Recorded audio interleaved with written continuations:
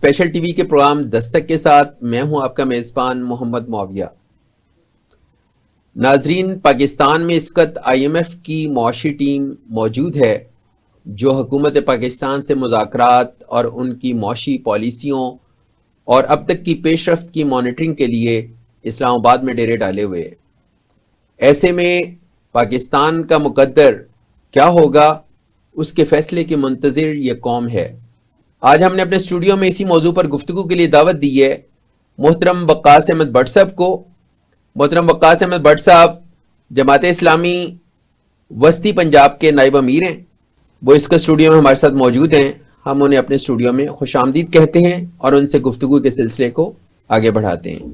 जब मोहतरम वक्कास साहब ये बताइए कि IMF की जो टीम है उसका बड़ी शिद्दत से इंतज़ार था और बिलाखिर वो लम्हात आन पहुँचे कि जब टीम गुज़श्ता एक हफ्ते से पाकिस्तान में डेरे डाले हुए, लेकिन उनसे मुज़ाकरात की जो खबर पाकिस्तानियों को दी गई थी, उनके आने के बाद जो कुछ सुनने में आ रहा है वो कुछ यानी ज़्यादा हमारे लिए हौसला अफजा या उम्मीद अफजा नहीं है। तो आप बताएं कि आप उनके जो रियासत पाकिस्तान से मुज़ाकरात का पहला दौर हुआ तो उस तनाजुर में आप क्या देखते हैं? बिस्मिल्लाहिर्रहमानिर्रहीम। इस वक्त ये मुल्क जो है वो तारीख के सबसे बदतरीन माशी बहरान से गुजर रहा है और ऐसे वक्त में आपने मौका दिया कि हम लोगों को बता सकें और इस बात पे का जायज़ा ले सकें कि हमारा मसला है क्या IMF के साथ।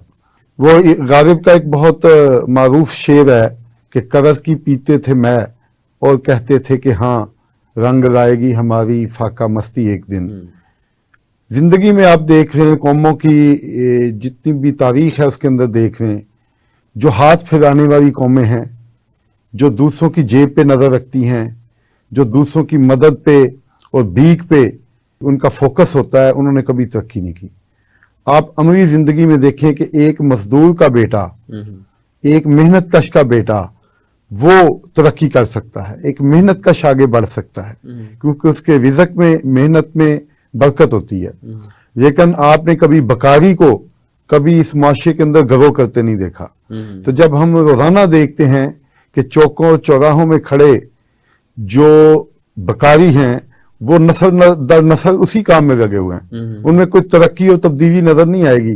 तो हम कैसे देखें कि हमारा हर आने वाला वजीर आजम वो IMF के पीछे भागता है, वो हमारे दोस्त ममालिक चाइना, UAE, सऊदी अरेबिया क्या करने जाते हैं? इक़्तिदार का हदफ लेने के साथ ही इमदाद मांगने, उधार मांगने।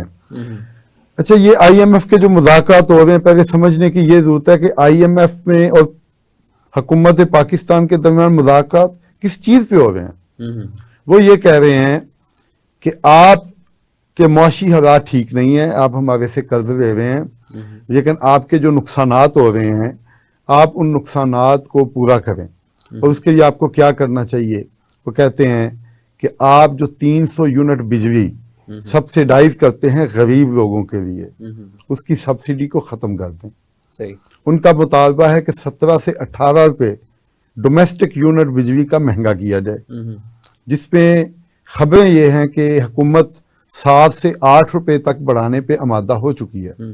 वो कहते हैं आपके हॉस्पिटल्स के अंदर बड़ा बजट लगता है, आपके बड़े एक्सपेंस होते हैं, आप गरीब लोगों को मुफ्त इलाज की सहूलत क्यों देते हैं? इसको खत्म करें या मिनिमाइज करें। सही। अब इसके बाद उनका यह है कि तालीम के शोबे के अंदर जो चंद गिनती की सरकारी यूनिवर्सिटियां रह गई हैं, तालीमी इदारे रह गए हैं, वहां पे आप अपने बजट का हिस्सा क्यों खर्च करते हैं? आप वहां पे तालीम महंगी करें और अपना बोझ कम करें। सही। अच्छा, ये सारी चीजें जो हैं उनकी जो कहने वाली हैं, यानी सेहत और तालीम जो दो बुनियादी चीजें हैं जी, वो उस पे भी जो रियासत सब्सिडी देती है जी, वो उसको भी खत्म करने के वो करने हैं। और जो भी गरीब आदमी के लिए रिलीफ है, ज़ाहिर है बड़ों के लिए तो रिलीफ है ही नहीं। अच्छा, वो जो दिया जा रहा है रिलीफ, वो कहते हैं इसको खत्म करें। अब ज़ाहिर है ये जो सोशल वेलफेयर स्टेट का जो कंसेप्ट है, जिसकी पाकिस्तान जैसे तरक्की पजीर मुल्क को, गरीब मुल्क को बहुत ज्यादा जरूरत है, उसके बिल्कुल मुनाफी है ये चीज। और अगर इसकी कैलकुलेशन की जाए तो इन बचतों से क्या फायदा होगा? इससे जब आप पूरी इसकी कैलकुलेशन निकालेंगे तो ये चंद 100 अरब रुपए के एक्सपेंस के अलावा, उसकी सेविंग के अलावा कुछ नहीं है। सही। लेकिन सबसे बड़ा जो मसला है वो ये है कि खुद हुकूमत की अदाद शुमार कहते हैं कि हर साल इस मुल्क में 3,000 अरब रुपए की करप्शन होती है। तो IMF ये तो नहीं कहती कि आप करप्शन रोकें। जो नस्ल दर नस्ल 75 साल से इस मुल्क में करप्ट खानदान बैठे हैं, जो कभी पीपल्स पार्टी में, कभी नवाज लीग में, और कभी PTI में, और कभी काफ लीग में, वही लोग हैं। आप देख लें, चौधरी ज़फर भाई साहब का तीसरी नस्ल जो है वो सियासत के अंदर है। ठीक है। और भुट्टो फैमिली, और अभी शरीफ खानदान, और ये जो आप बाकी नाम सुनते हैं, शेख रशीद साहब हैं, और जितने भी लोग हैं, और नीचे तक MNs MPs। अब जो असल मसला है वो करप्शन का है। तो सवाल ये है कि क्या उनसे कभी वो लूटा हुआ माल लिया गया, क्या उनको सजा दी गई? तो जब एहतसाब का निज़ाम नाकाम है, करप्शन को आप कंट्रोल नहीं कर पा रहे, और एक और बड़ा एक्सपेंस है, इस साल जो बजट जो करंट फाइनेंशियल ईयर का है, ये 9,500 अरब रुपए के करीब पाकिस्तान का बजट बनाया गया। उसमें 4,200 अरब रुपए सूद की अदायगी के लिए रखे गए, और सूद की अदायगी का 80% से ज्यादा हिस्सा लोकल जो कर्जे हैं उन पे सूद की अदायगी के लिए रखा गया। तो अगर जो कौम 3500 अरब के करीब अपने ही बैंकों को लोकल कर्जों के ऊपर सूद देगी, 3,000 उसके करप्शन की नजर हो जाए, और इसकी वजह क्या है कि पाकिस्तान में शरह सूद सबसे ज्यादा है। इस वक्त पाकिस्तान में शरह सूद 17% है, जबकि हमने देखा है तरक्की याफ्ता मुल्कों के अंदर शरह सूद 0% होती है, या कुछ मुल्कों के अंदर 1% या 0.5% या 1.5। अच्छा, यूरोप पूरे में 0% है, जापान इसराइल में 0% है, अमेरिका में कोई अभी थोड़ी सी बड़ी है, लेकिन ये भी ना होने के बराबर है। लेकिन ये मुल्क जो कलमे की बुनियाद पे बना, जिसके लोग जो हैं वो अल्लाह और उसके रसूल पे ईमान रखते हैं, उनका ये ईमान है कि ये सूद जो है ये अल्लाह और उसके रसूल सल्लल्लाहु अलैहि वसल्लम का सूद के खिलाफ ऐलान जंग है, और कुरान के अल्फाज हैं। इसके बावजूद सबसे ज्यादा शरह सूद इस मुल्क में है। अच्छा, इस पे तो IMF बात नहीं कर रहा। अच्छा, इसमें एक और चीज़ भी है कि IMF की यहाँ तक नज़र है कि हम हस्पतालों में क्या खर्च कर रहे हैं, हम तालीम पे क्या सब्सिडी दे रहे हैं। तो IMF की नज़र से ये चीज़ कैसे महव है कि जो 3,000 अरब रुपए की करप्शन होती है, तो IMF का ये प्रेशर रियासत पे क्यों नहीं है कि वो इस करप्शन और इस पैसे की जो लीकेज है इसको रोके? अच्छा, बड़ी बदकिस्मती है माविया भाई कि इस मुल्क के अंदर, और असल में IMF क्या है, एक आलमी जो इस्तेमाल है उसका एक नुमाइंदा है, जिसके हाथ में फंड्स रखे गए और लोगों की मजबूरियों और महरूमियों को खरीद के और उनकी हुर्रियत और उनकी जो इंडिपेंडेंस है उसको कब्जे में किया जाता है। पाकिस्तान के साथ यही होगा। अच्छा, ये क्या होता है, आर्मी इस्टेब्लिशमेंट हो या हम मुकामी इस्टेब्लिशमेंट के बारे में भी कहते हैं, सबसे पहले ये आप नोट करें कि जिसको भी इक़्तिदार दिया गया, जिसको भी वज़ीर आज़म बनाया गया इस मुल्क के अंदर, उसको ये इंश्योर किया गया कि उसकी करप्शन की फाइलें, उसके लूज करैक्टर होने के सबूत, उसकी ऑडियो और वीडियो, वो सारी एस्टेब्लिशमेंट की लाइब्रेरियों में महफूज हो, ताकि उसको अपनी मर्जी के मुताबिक चलाना आसान हो। सबसे पहला तो इस मुल्क के साथ जुल्म ये होता है कि हमें हमारी इस मुइशत की गाड़ी को चलाने के लिए, इस मुल्क की इस 23 करोड़ अवाम की जो सफर है तरक्की की तरफ, इसको चलाने के लिए गाड़ी पे जिस ड्राइवर को बिठाया जाता है, तो वो कौन होता है?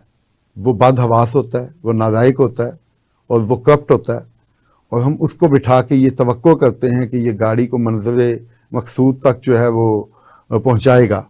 और वो उन फाइलों की वजह से उनकी हैसियत पपेट्स की है, उनकी आप पीछे से डोरियां हिलाते जाएं, फाइलें उनकी मौजूद हैं, और वो करप्शन जो है उनकी, वो उनके लिए एक थ्रेट है। अच्छा, सिर्फ बात यहाँ पे नहीं रहेगी, मैं इससे भी आगे चलता हूँ। ये तो हो गया लोकल अरेंजमेंट है कि कैसे करना है। अच्छा, आर्मी इस्टेब्लिशमेंट जब इनको इक़्तिदार देती है, आप नोट करें कि इनके इक़्तिदार देने के इवज, वज़ीर आज़म बनाने के इवज, उससे पहले इनकी औलाद और इनकी दौलत, जो नाजायज दौलत है, उसका बड़ा हिस्सा वो अपने मुल्कों के अंदर या अपने इत्तेहादी मुल्कों के अंदर बतौर जमानत जमा करते हैं। मुशर्रफ साहब इस मुल्क के सदर बने, मिलिट्री डिक्टेटर थे, उन्होंने अपने बेटे को उस दौरान में अमेरिका के पास जमा करवाए रखा, मैं इसको जमा करवाने का लफ्ज बोलूंगा, सही, गिरवी रख गारंटी के तौर पे। उसके बाद जरदारी साहब आए, उनके बच्चे जो हैं वो ज़ाहिर है बैरून मुल्क रहे। उसके बाद नवाज शरीफ साहब आए, उनके दोनों बेटे इंग्लैंड में बतौर गारंटी जमा रहे कि मैं आपका वफादार रहूंगा, आप मुझे इक़्तिदार के में हिस्सा दें, मुझे वज़ीर आज़म बनवाएं, मैं आपके मफादात का तहफ़्फ़ुज़ करूंगा, मेरी सरमायाकारी भी यहाँ है और मेरे बच्चे भी, मेरा पैसे का भी बड़ा हिस्सा यहाँ है और बच्चे भी यहाँ हैं। अच्छा, उसके बाद हमने देखा कि इमरान खान साहब आए तो उन्होंने भी अपने बच्चे तो पहले से ही जमा करवाए हुए थे, क्योंकि वो तो इक़्तिदार के लिए लाइन में लगे, उनको तो 20-22 साल हो गए थे। अच्छा, उसके बाद हमने देखा कि अभी शहबाज शरीफ साहब आए हैं। अच्छा, इत्तेफाक से इनके एक बेटे इंग्लैंड में थे, एक पाकिस्तान में थे, लेकिन इनको दूसरा बेटा भी जमा करवाना पड़ा है। तो ये हम 25 साल 20 साल की जो पिछली सियासत है ये मैंने आपके सामने रख दी है। तो अगर हमें ये समझना चाहिए कि ये IMF जो है ये उस आलमी इस्तेमाल का नुमाइंदा है, ये आपकी महरूमियों का फायदा उठा रहा है, और इसका मकसद ये है कि आपने जो सवाल उठाया कि करप्शन पे नजर क्यों नहीं है, उनको करप्शन की ही वजह से तो अपने मनपसंद लोगों को इंस्टॉल करते हैं, और ये करप्ट होंगे और इनके सबूत करप्शन के उनके पास होंगे, इनकी करप्शन की दौलत उनके पास होगी, तो उसी बुनियाद पे इनको हैंडल करना आसान है। असल बात ये है, और इसका मकसद ये है कि आप एक एटमी कुव्वत हैं, आप माशाल्लाह 23 करोड़ की आबादी हैं, दुनिया यूथ पॉपुलेशन के लिए तरस रही है, और आपके पास माशाल्लाह इस मुल्क के अंदर 60% से भी ज्यादा यूथ पॉपुलेशन है। और फिर इस कौम ने देखिए तहरीके खिलाफत से लेके आज तक आप देखें कि आलमी सतह पे लोग कहते हैं कि यार पाकिस्तानी या इस इंडो पाक के लोग जो हैं इनको क्या मसला है, कि ये पूरी दुनिया के ठेकेदार हैं, और ये अल्हम्दुलिल्लाह इस कौम के साथ है, ये इसकी जज्बाती दीन के साथ और उम्मत के साथ वाबस्तगी है कि जब खिलाफत उस्मानिया खत्म हुई उस वक्त भी लोग गए, बल्कान की जंग हुई तो इस मुल्क से इस खित्ते से लोग गए, अफगानिस्तान में जंग हुई तो यहाँ से उसके तहफ़्फ़ुज़ के लिए गए, कश्मीर की पहाड़ियों तक गए, बोस्निया और चेचनिया तक गए। तो ये सारा इस्तेमाल जो है ये इस कौम को इस चीज़ की सलाह देना चाहता है। अच्छा, काश भट्ट साहब ये बताएं कि पाकिस्तानी कौम को ज़ाहिर है दुनिया में हर जगह मुसलमानों का दर्द है और ये उसके लिए प्रैक्टिकली कंट्रीब्यूट भी करते हैं, तो ये पाकिस्तान के अंदर इस निज़ाम के पीछे पड़ के उसको क्यों नहीं बदल देते? अच्छा, बुनियादी चीज़ क्या है, देखिए मैं आपको एक मिसाल देता हूँ। एक फिल्म हॉलीवुड में बने या दुनिया में कहीं भी बने, उसके अंदर आप देखें एक फिल्म साज होता है, हदायतकार होता है, इन्वेस्टर होता है, उसका पैसा है, वो कुछ अदाकारों की सर्विसेज को खरीदता है और एक स्क्रिप्ट के मुताबिक चलाता है। अब सारी दुनिया को देखने वाले को, तमाशबीन को भी पता है कि ये फिल्म है, ये एक बस स्टोरी है, और इसके ये जो करेक्टर्स हैं वो सारे पेड करेक्टर्स हैं, उनकी कोई दुश्मनी नहीं है, कोई हीरो नहीं है, मेरी जिंदगी में कोई विलन नहीं है और कोई ग्लैमर नहीं है, ये सारा जो है ये राइटिंग का कमाल है, मेकअप का कमाल है, स्क्रिप्ट का सारा बयानिया है। अच्छा, लेकिन इसके बावजूद जब वो तमाशबीन उस मूवी को देख रहा होता है तो वो पूरी तरह अपने जज्बात के साथ उसके साथ एंगेज हो जाता है। उस समय वो भूल चुका होता है कि ये तो मेरी जेबों से टिकट का पैसा निकलवाने के लिए, मेरी जेबों पे डाका डालने के लिए अरबों रुपए कमाएगा फिल्म साज, और मैं वक्त भी बर्बाद करूंगा, सरमाया भी बर्बाद करूंगा, और मेरे इमोशन से भी खेला जाएगा। तो बिल्कुल ये पाकिस्तानी सियासत जो है ये बिल्कुल सारे पेड कैरेक्टर्स हैं। ये आप रोज सुनते हैं, आज एक जेल चला गया, आ गया, आपने सुना कि उसने कहा मैं धरना दूंगा, मैं मार्च करूंगा, ये सारी चीजें जितनी हैं ये सारे पेड कैरेक्टर्स हैं कि सेंटिमेंट्स और इमोशंस को एंगेज रखने के लिए ये सारी फिल्म चलाते हैं। और ये जो फिल्म साज आदमी फिल्म साज हैं और ये जो लोकल इनके जो कारिंदे हैं, एस्टेब्लिशमेंट है, ये लोगों के जज्बात के साथ खेलते हुए इनको एंगेज रखना चाहती है अपने ही मूवी के कैरेक्टर्स में। वो इमरान खान साहब हो, वो जरदारी हो, वो बगावत हो, वो नवाज शरीफ हो, वो शहबाज शरीफ हो। और ये असल जो चीज है कि जो हकायक हैं, हकीकत से लोगों को दूर रखना चाहते हैं। अब हकीकत क्या है? हकीकत ये है कि ये सब के सब करप्ट लोग हैं, ये सब के सब अव्वल दर्जे के नालायक हैं।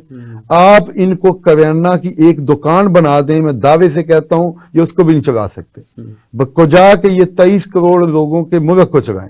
ये बिल्कुल नालायक लोग हैं और इनके दोस्ताने और इश्किया जो स्कैंडल्स हैं सारी दुनिया को पता है। और रोज खुद ही जो इनको लाते हैं वो इनके खुद ही ऑडियो वीडियो लीक्स करते हैं, उनमें क्या कायक हैं वो अल्लाह बेहतर जानता है ये।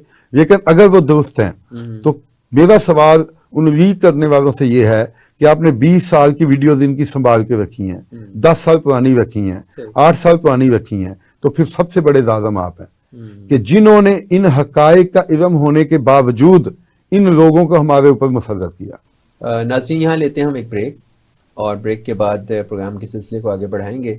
हमारे साथ रहिए।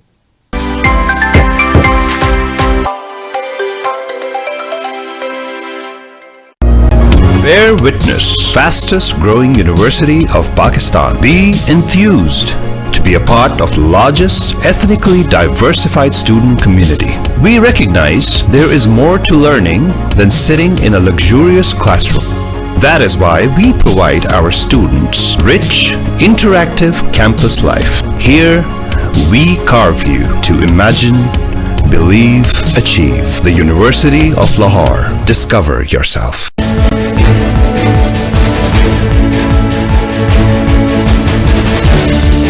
बिस्मिल्लाहिर्रहमानिर्रहीम। मेरे लिए ये बात इंतहाई खुशी और मुसर्रत की है कि इलेक्ट्रॉनिक मीडिया और चैनल्स की दुनिया में स्पेशल टीवी के नाम से एक ज़बरदस्त इजाफा हो रहा है, और अपने नाम के मिस्दाक स्पेशल टीवी से हम तवक्को रखते हैं कि वो इस मुल्क की माशरत, इस मुल्क की मईशत, इस मुल्क की सियासत के ऊपर भी अपने एक अलग और अनोखे अंदाज से आइंदा कंट्रीब्यूट करेगा। और मैं समझता हूँ इस वक्त की सबसे बड़ी ज़रूरत यह है कि हमारा कौम जो पोलराइजेशन की तरफ बढ़ रही है उसको ख़त्म किया जाए, और मुआशरे के अंदर जो फैली हुई बुराइयां हैं उन बुराइयों की इस्लाह की तरफ तवज्जो दी जाए। हम उम्मीद रखते हैं कि इंशाअल्लाह स्पेशल टीवी अपनी नशरियात के जरिए इन मकासद को अपने पेश नज़र रखेगा। मेरी दुआ है कि ये टीवी जल्द अज जल्द इस इलेक्ट्रॉनिक मीडिया के अंदर अपना एक ज़बरदस्त मुकाम बनाए। व्हाइट बोर्ड से आगे सोचो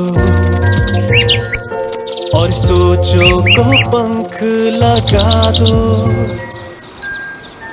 खला की खिड़की खोल के झांको, कायनात के राज चुरा लो।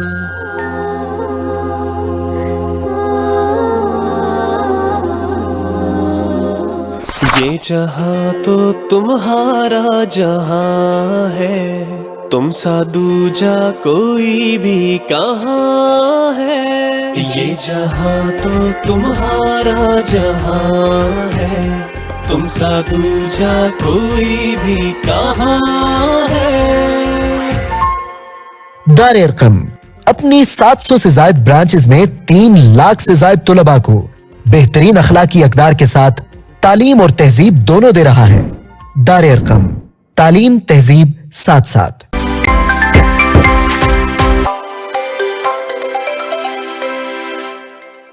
वेलकम बैक नाज़रीन। अच्छा कासपेट साहब, आपसे भी जो बात चल रही है IMF के हवाले से और हमारे सियासतदानों के किरदार के हवाले से, ये बताएं कि अभी जो ही किस्त मिलेगी हम सब टेंशन में, पूरी कौम इस वक्त एक अजियत से गुजर रही है, लेकिन जो ही किस्त रिलीज होगी तो सारी कौम भी खुशी के शादियाने बजाएगी और हुक्मरान भी ऐलान करेंगे जैसे कश्मीर फतह हो गया।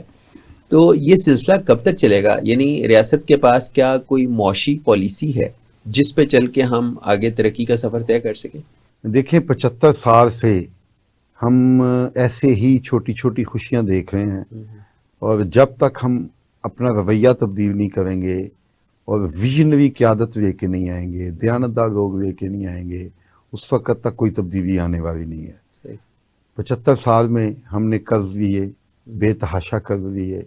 इस वक्त पाकिस्तान पर 274 बिलियन डॉलर का जो है वो कर्ज है, और ये पाकिस्तान के GDP का 97% बनता है। और इस वक्त पाकिस्तान का हर शहरी 3.25 लाख रुपए का मकरूज है, हर घर 21 लाख रुपए का मकरूज है, और हर घर को सालाना 1,32,000 रुपया सूद की मद में देना पड़ता है। लोग सोचेंगे कि हम तो सूद नहीं दे रहे, लेकिन ये सूद जो 4200 अरब आपके लिए बजट में मुख्तस किया गया आपसे लेने के लिए, वो कैसे पूरा किया जा रहा है? वो टैक्स की शक्ल में पूरा किया जा रहा है। आपके बिजली के बिलों के अंदर, आपके टेलीफोन बिल्स के अंदर, आपके पेट्रोल के अंदर, अगर हर घर की हर चीज के अंदर टैक्स है, तो वो टैक्स जो है वो आपसे लिया जाएगा। 7,000 अरब आपसे टैक्स कलेक्शन का हदफ है, उसमें से 4,200 अरब सूद दे दिया जाएगा। पीछे आपके जो 2,800 अरब बचेगा वो नाकाफी है आपके मुल्क को चलाने के लिए, तो उसके लिए फिर 2,500 अरब के नए कर्ज लिए जाएंगे और ये सिलसिला चल रहा है। जब तक ये सिलसिला खत्म नहीं किया जाएगा तब तक कोई तब्दीली नहीं आने वाली। अभी 1 या 2 बिलियन डॉलर अगर हमें कहीं से कर्ज मिल भी जाता है IMF से या जहां भी हमने पाइपलाइन में समझते हैं, तो आपको पता है कि हर महीने पाकिस्तान का ट्रेड डेफिसिट जो है वो 2.6 बिलियन से ज्यादा है। हर महीने आपकी इंपोर्ट ज्यादा है, एक्सपोर्ट कम है, और आपको 2.6 बिलियन डॉलर हर महीने आपको अरेंज करना है अपनी इंपोर्ट को कंटिन्यू करने के लिए। अब अगर 2 बिलियन डॉलर मिल जाएंगे तो आप मुझे बताएं, ये तो 20 दिन बाद खत्म हो जाएंगे, फिर क्या होगा? असल ये हल है ही नहीं कर्ज की सियासत, और ना ही मैं समझता हूं कि ये नामुमकिन है कि हम कर्ज नहीं दे सकते। हम दे सकते हैं। क्या करना होगा? सबसे पहले पाकिस्तान के अंदर आपको शरह सूद 0% करनी होगी। ठीक है, इससे बड़े फायदे होंगे। पहला फायदा ये होगा कि जो डोमेस्टिक लोन्स हैं उन पे जो 3500 अरब आपने देना है वो आपका सेव हो जाएगा। आपको करप्शन कंट्रोल करनी है। 3,000 अरब तो ये हुकूमत कहती है, मेरे ख्याल में ये 5 गुना इससे ज्यादा करप्शन है। लेकिन चले हम मान लेते हैं कि 3,000 अरब की करप्शन को कंट्रोल किया जाए। 3500 अरब का अगर हम जो सूद की डोमेस्टिक लोन्स पे जो हमारे अपने बस में है, अगर उसको कंट्रोल करें तो 6,500 अरब इस कौम के पास बचता है। सही। तीसरी बात यह है कि इस मुल्क के अंदर जो FBR के अंदर खुद करप्शन है, अगर उसको कंट्रोल किया जाए तो आपका रेवेन्यू 2 गुना से ज्यादा हो जाएगा। ठीक है। खुद लोग कहते हैं कि हमें FBR के नुमाइंदों की तरफ से कहा जाता है कि भाई कुछ खुद रख लें, कुछ हमें दे दें, अपनी भी बचत निकालें। और उससे क्या होता है कि अपने 1 पाव गोश्त के लिए FBR का वो मुलाजम वो रियासत का पूरा 20 किलो का जो बकरा है उसका गोश्त जाया कर देता है कि ताकि मुझे 1 पाव अपना हिस्सा मिल जाए। तो ये जब कंट्रोल होगा, आपको पता है जब जमात इस्लामी को कराची में नेमतुल्लाह खान साहब को सिटी मेयर बनने का मौका मिला, तो उस वक्त शहर की टैक्स कलेक्शन 7 बिलियन थी। 7 अरब रुपए के करीब पूरे शहर की अपनी जो कलेक्शन थी। और ये आज से मैं 20-21 साल पुरानी बात कर रहा हूँ। और फिर आपने कोई नया टैक्स नहीं लगाया, सिर्फ करप्शन कंट्रोल की, कलेक्शन का निजाम दुरुस्त किया, और फिर क्या हुआ कि वही 43-44 अरब पे पहुंच गया बगैर नए टैक्स लगाए। तो उस वक्त 28 रुपए का डॉलर था। सही। और आज 280 रुपए का डॉलर है। आज 10 गुना पाकिस्तानी रुपए जो है, उस वक्त 10 गुना कीमत ज्यादा थी आज की निस्बत। तो अगर तब 44 अरब रुपए जमात इस्लामी का एक दयानतदार नुमाइंदा सिर्फ एक शहर से, उसमें भी सेल टैक्स नहीं है, एक्साइज ड्यूटी नहीं है, इनकम टैक्स, वो तो शहर के टैक्सेस होते हैं, कोई ट्रांसफर फी में, कोई पब्लिसिटी टैक्स वगैरह में। तो अगर 44 अरब वो इकट्ठा कर सकता है साल का, तो आज की करेंसी वैल्यू के हिसाब से वो 440 अरब बनता है। 10 टाइम्स उसकी वैल्यू ज्यादा थी उस वक्त। तो ये आज के लिहाज से 440 अरब बनता है सिर्फ एक सिटी गवर्नमेंट। और आप देखें कि जब ये इक्तदार जो है दयानतदार लोगों के हाथ में आएगा, तो सबसे पहले इस मुल्क का रेवेन्यू 2 गुना होगा, करप्शन कंट्रोल होगी। इसके बाद और फायदा क्या, जब सूद खत्म होगा आपकी प्रोडक्टिव एक्टिविटीज बढ़ेंगी। इस वक्त एक नौजवान है, एक बिजनेसमैन है जिसके पास स्किल है, तजर्बा है, काम कर सकता है, पैदावार बढ़ा सकता है, नए लोगों को जॉब दे सकता है, लेकिन सरमाए की कमी है। वो बैंक से कर्जा ले ही नहीं सकता, वो फिजिबल ही नहीं है। 17% वो बैंक को दे, 4% कास्ट ऑफ फंड दे, 21% पे पूरी दुनिया पे मिसाल नहीं है। तो अगर ये 0% पे हो तो लोग जो सेविंग्स के अंदर पैसे रख के बैठे हुए हैं, जो बैंकों में फिक्स डिपॉजिट करवा के महाना नफा खा रहे हैं, वो मजबूर होंगे पैसा मार्केट में निकालने। इकोनॉमिक एक्टिविटी में बढ़ेगी, वो कंपनियों के शेयर्स खरीदेंगे, कंपनियों को कैश फ्लो मिलेगा।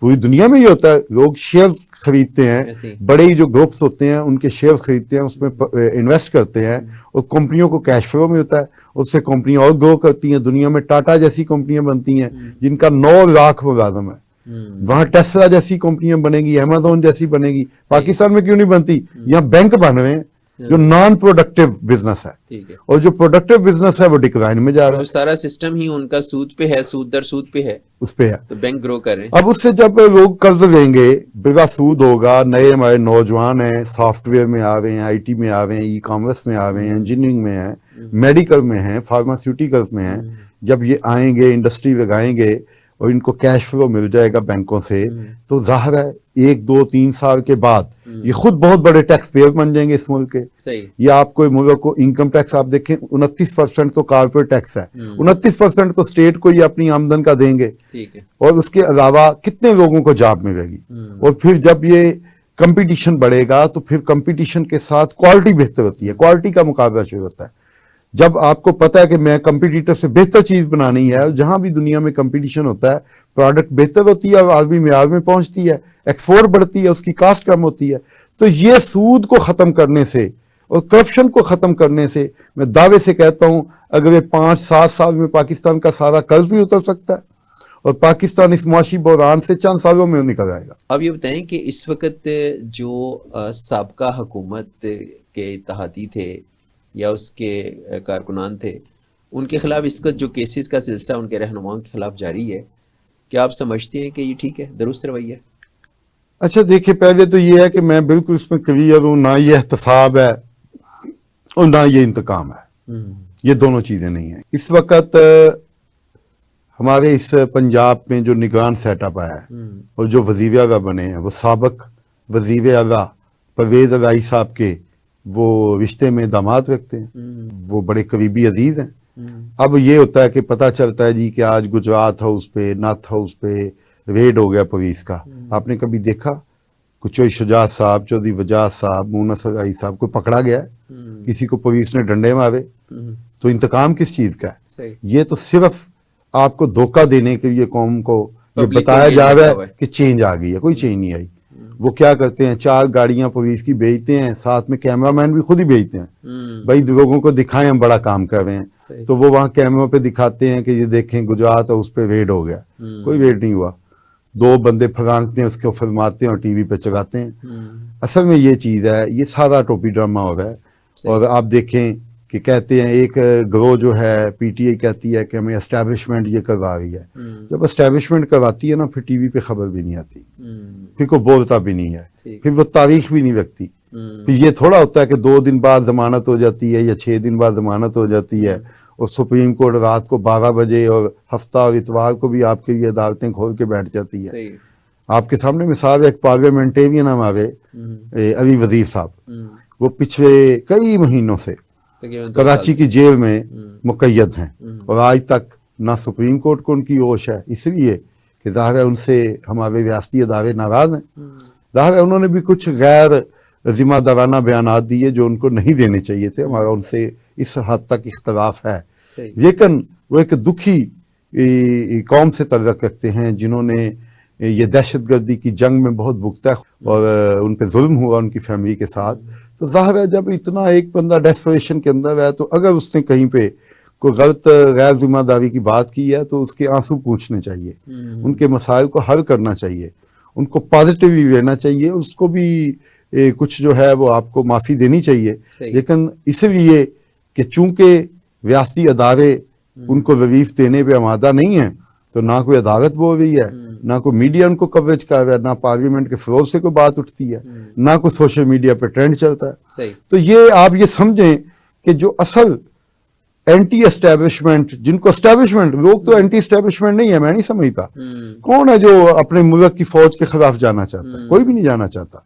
लेकिन अगर कोई तनकीद करता है किसी पॉलिसी पे, तो इसको बोलने का हक तो देना पड़ेगा। तो वो समझते हैं कि ये हमारे खिलाफ हैं, और जिनको वो खिलाफ समझते हैं उनको तो कोई रिलीफ नहीं है। तो ये क्या बात है कि इमरान खान साहब रियासत से गिरफ्तार नहीं हो सकते? ये क्या बात है फवाद चौधरी साहब पकड़े गए? अच्छा, ये इनको हीरो बनाया जा रहा है। मैं आपको जो असल बात बताना चाहता हूँ, इलेक्शन का साग है। यानी आपका ख्याल है कि एस्टेब्लिशमेंट इनको खुद स्पेस दे के हीरो बना रही है? कुछ कैरेक्टर्स को डिराइव किया जा रहा है जो खास। अब आप देखें इस दौरान में सारे वो लोगों को हीरो बनाने की कोशिश की जो हमेशा से एस्टेब्लिशमेंट की जेब के सिक्के हैं, जो थोड़े से आउटसाइडर है, उनको तो नहीं कुशन दिया जा रहा। फवाद चौधरी साहब, आप बताएं परवेज मुशर्रफ के दौर में इनका किन के साथ कनेक्शन था, और थ्रू आउट इस फैमिली की हिस्ट्री क्या है। सही। चौधरी खानदान जो है इसका आपके सामने पूरा रिकॉर्ड है।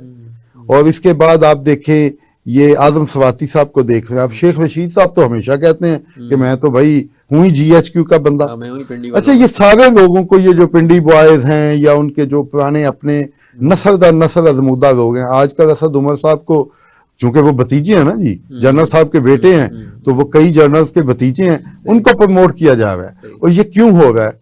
ये इसलिए हो रहा है कि एक नई टीम जो है फ्यूचर के लिए तैयार की जा रही है, और वो आजमूदा जो 100% उनके वफादार हैं उनको हीरो बनाया जा रहा है, क्योंकि उन पे मोहर लगी हुई है कि एस्टेब्लिशमेंट के लोग हैं। अब उनको प्रमोट किया जा रहा है, नहीं नहीं, ये तो बड़े हुर्रियत पसंद लोग हैं, इन्होंने जनाब जेलें बर्दाश्त की, इन्होंने एक मुकदमात सहे, तो इनको खामखा मजलूम बनाया जा रहा है। ठीक। मोहतरम वक्कास भट्ट साहब से हमारी गुफ्तगू का सिलसिला जारी है। यहाँ लेते हैं एक ब्रेक, और ब्रेक के बाद गुफ्तगू के सिलसिले को आगे बढ़ाते हैं। हमारे साथ रहिए।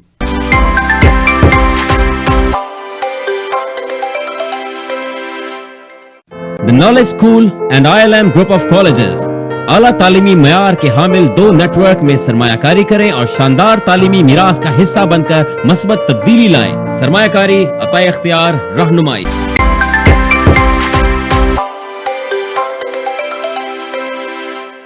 वेलकम बैक नाज़रीन। भट्ट साहब, आप ये कह रहे थे कि ये जितनी भी मतलब इंतकामी कार्रवाइयाँ बज़ाहिर नज़र आ रही हैं, ये इंतकामी कार्रवाइयाँ नहीं हैं, ये सिर्फ कुछ लोगों को हीरो बनाने की कोशिश है कि नए सेटअप में ये ज़्यादा बेहतर अंदाज में इस्टेब्लिशमेंट के मुताबिक चल सके। अच्छा, लेकिन इसी दौरान आप देख रहे हैं कि ज़िमनी इलेक्शन भी अनाउंस हो गए, यानी पंजाब और KP की सूबाई असम्बलियाँ तोड़ी गई, लेकिन अभी तक उनका इलेक्शन शेड्यूल नहीं आ सका।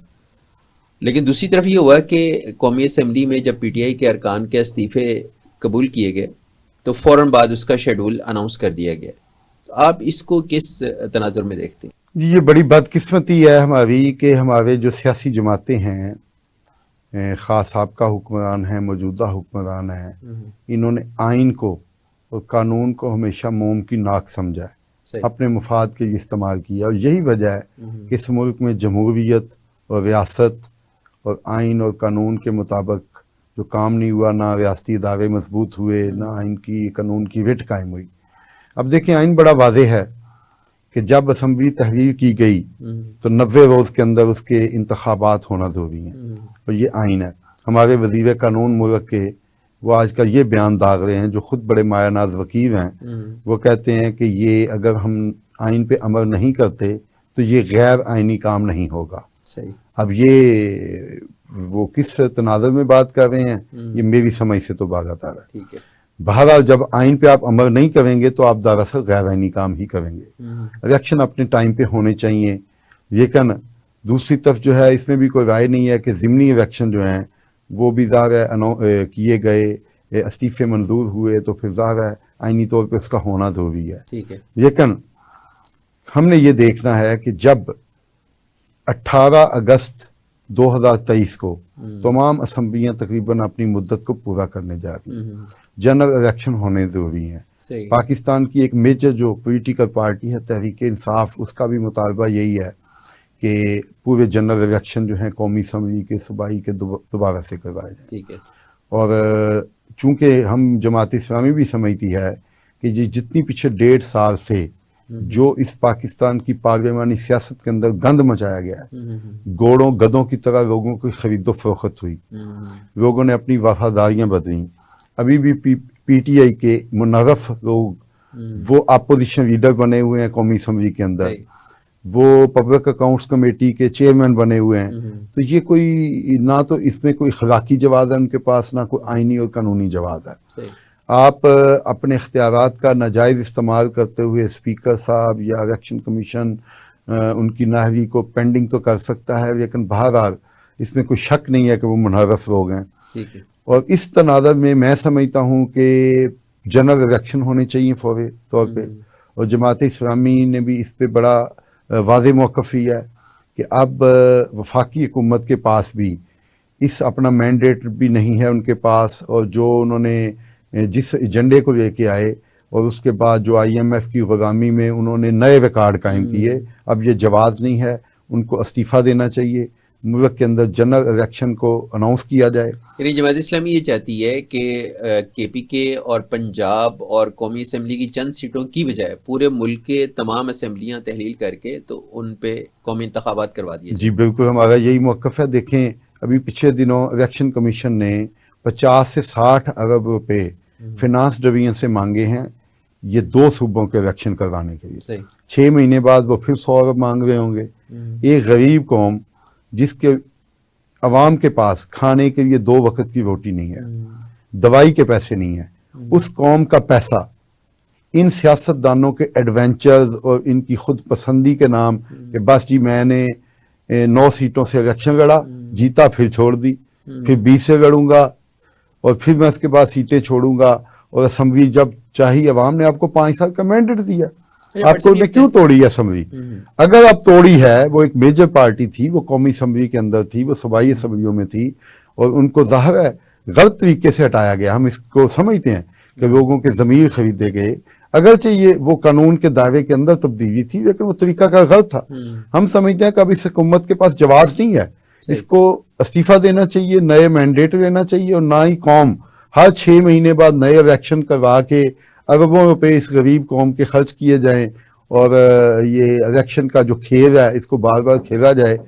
पूरे मुल्क के अंदर जनरल इलेक्शन करवाए जाएं, चारों असम्बलियों के, कौमी सूबाई असम्बली के और कौमी असम्बलियों के, ताकि लोग जो हैं वो अपनी क़यादत को मुंतखब करें। सही। अच्छा, ये बताएं कि अगर इलेक्शन अभी हो जाते हैं और गवर्नमेंट चूंकि डिलेइंग टैक्टिक्स तो यूज़ कर रही है और वो कौमी के इंतखाबात करवा देती है, और वो असम्बली से जो सुनने में आ रहा है कि शायद वो 6 माह की एक्सटेंशन ले ले कि इस असम्बली का टेन्योर जो है मज़ीद बढ़ा दिया जाए, तो क्या आप ये समझते हैं कि इतनी देर तक PTI सब्र कर लेगी?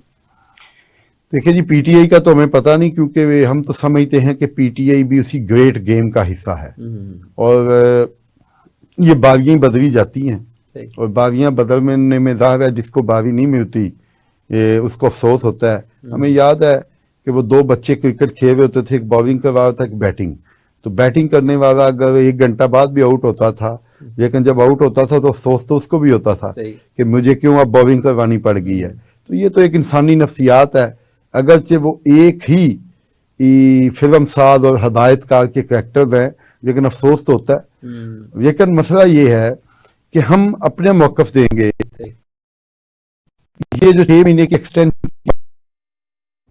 नहीं है, जमात इस्लामी इक़दाम की ना हमायत और ना इसका हिस्सा।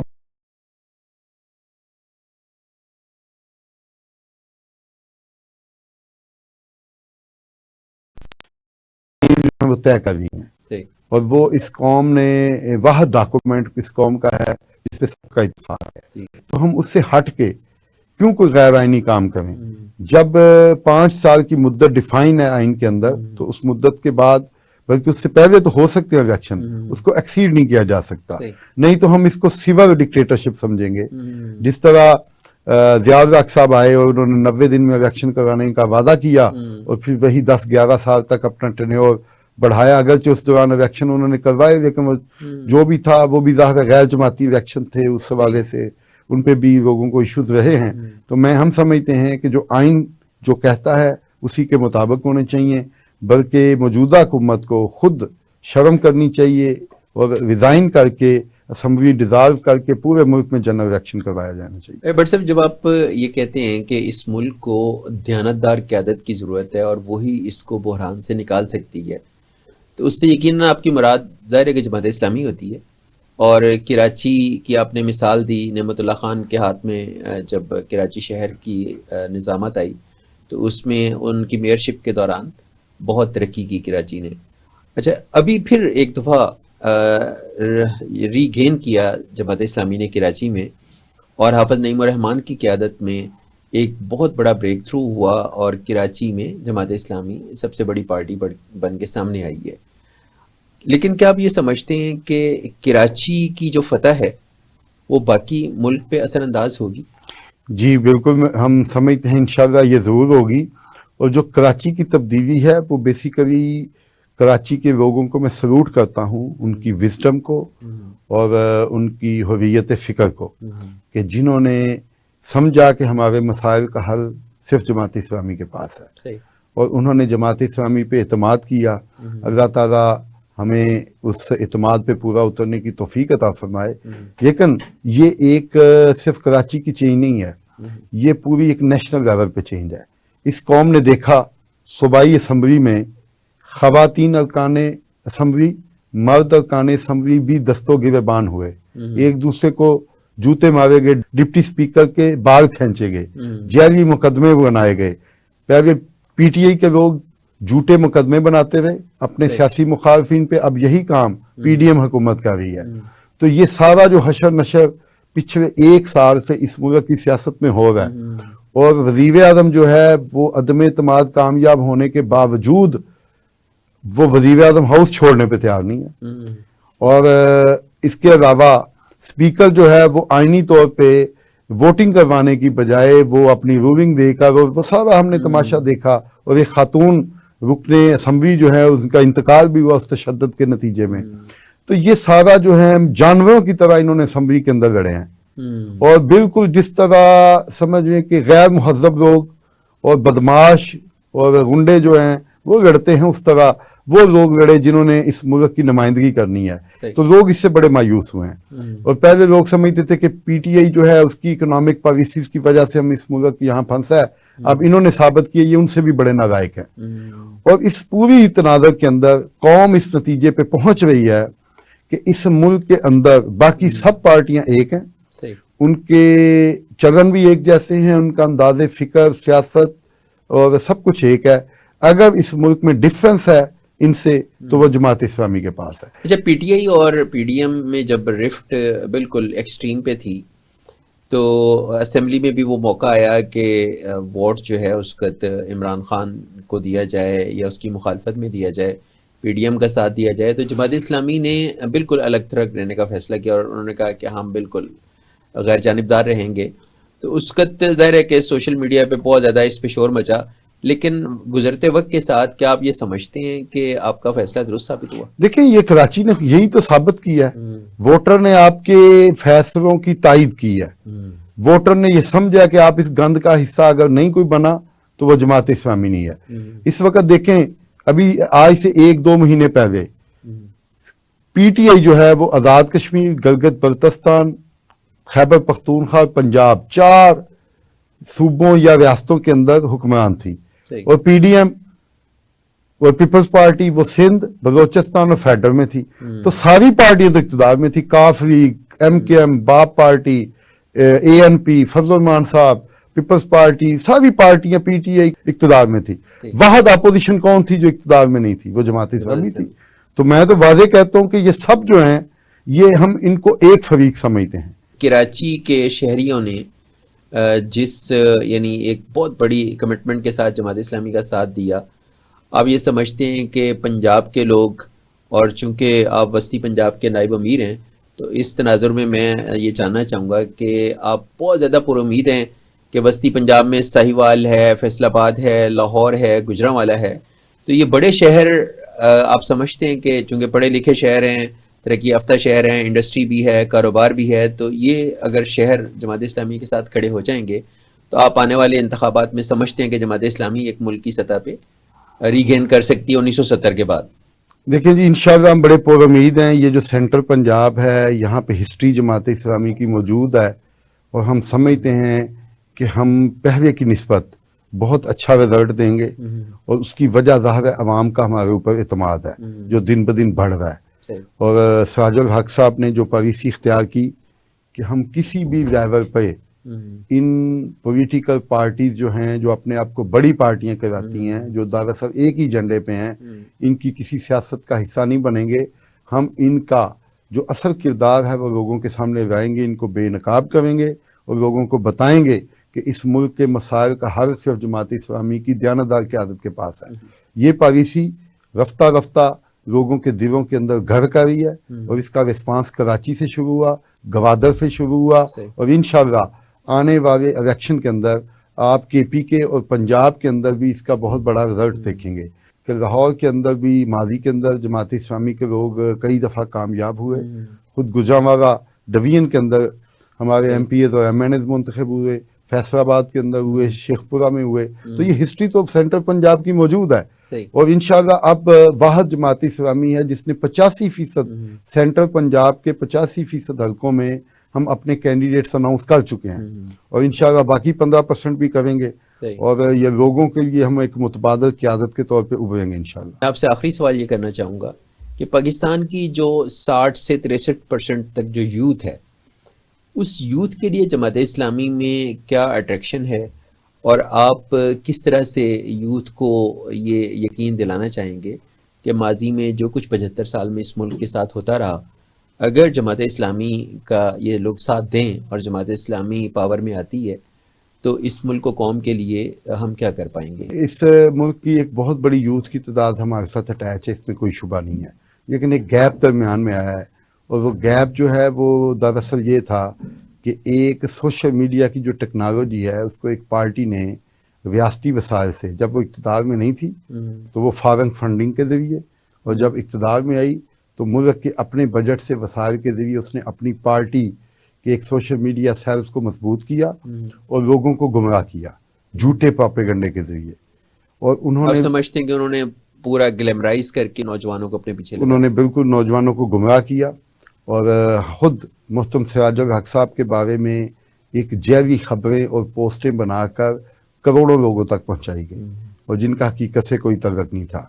मसलन बिलावल भुट्टो जरदारी साहब या आसफ अली जरदारी साहब मंसूर आए तो मेहमान आए, हमने उनकी बात सुनी लेकिन हमने उनसे इत्तफाक तो नहीं किया, उनकी राहें अपनी है, हमारी जुदा है उनसे, लेकिन उसकी टेलीविजन पे जो उसका स्क्रीनशॉट लेके उसको एडिट किया गया फोटोशॉप में और वहाँ बयान बनाया गया कि सिराजुल हक साहब ने कहा जी मैं पीपल्स पार्टी के साथ मिलकर करप्शन खत्म करूंगा, हालांकि ऐसा तो कोई बयान दिया ही नहीं। और ये खुद PTI के जो ओहदेदार हैं उन्होंने अपने ट्विटर और अपने फेसबुक पेजेस से इसको शेयर किया।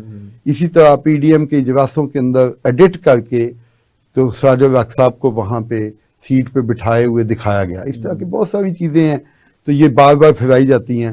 तो मैं समझता हूँ कि ये गुमराही और झूठा प्रोपेगेंडा इख्तियार किया गया। जमात इस्लामी का नौजवान, जमात इस्लामी की क़यादत को अब इसका इदराक है और कराची में उनके झूठे प्रोपेगेंडे का मुकाबला किया है और हमने लोगों को बताया कि ये झूठ की फैक्ट्रियां हैं और जो ही नौजवान को हकीकत का इल्म होता है उसको ये पता चल जाता है कि जमात इस्लामी ही इस मुल्क का मुस्तकबिल है, वही उस मुल्क को बहरानों से निकाल सकती है। इसलिए पंजाब के अंदर भी हमने इसकी अपनी कमी को महसूस किया, नौजवानों के अंदर हमने अपना इबलाग जो है वो बढ़ाया और इंशाल्लाह हम अपना जो सच है वो पहुंचाना उन तक आता है और हम आने वाले दिनों में अपनी उन कमियों को पूरा करेंगे और झूठ को शिकस्त देंगे। बहुत शुक्रिया मोहतरम वक़ास भट्ट साहब हमारे स्टूडियो में तशरीफ लाए। शुक्रिया जी। हमारे आज के मेहमान थे मोहतरम वक़ास अहमद भट्ट साहब, नाइब अमीर जमात इस्लामी वस्ती पंजाब। हमने उनके साथ डिस्कशन की और उन्होंने हमें ये बताया कि IMF के साथ जितने भी मुज़ाकरात चलें और जितने भी दौर हों और वहाँ से जो भी खबरें आएँ उनमें मुल्क को कौम के लिए कोई खैर निकलने की तवक्को उस वक्त तक नहीं है जब तक ये मुल्क मुआशी खुद इन्हसारी और तरक्की की राह पे नहीं चलता। और वो उसी सूरत में मुमकिन है कि जब एक दयानतदार और साफ़ सुथरी आला तालीम याफ्ता क़यादत जो है वो इस कौम और मुल्क के निज़ाम को वो टेक ओवर न कर ले। और इस हवाले से वो बहुत पुरुमीद हैं कि जिस तरह से कराची के लोगों ने जमात इस्लामी का एक बड़ी तादाद में साथ दिया, इसी तरह से अहले पंजाब भी जो हैं वो जमात इस्लामी के साथ जुड़ेंगे और उनका ख्याल है कि नौजवान अगर जमात इस्लामी की क़यादत पर एतमाद करें तो जमात इस्लामी इस मुल्क को गर्दाब से निकाल सकती है। अपने मेज़बान मोहम्मद मुआविया को प्रोग्राम दस्तक के साथ इजाज़त दीजिए। अल्लाह हाफिज़।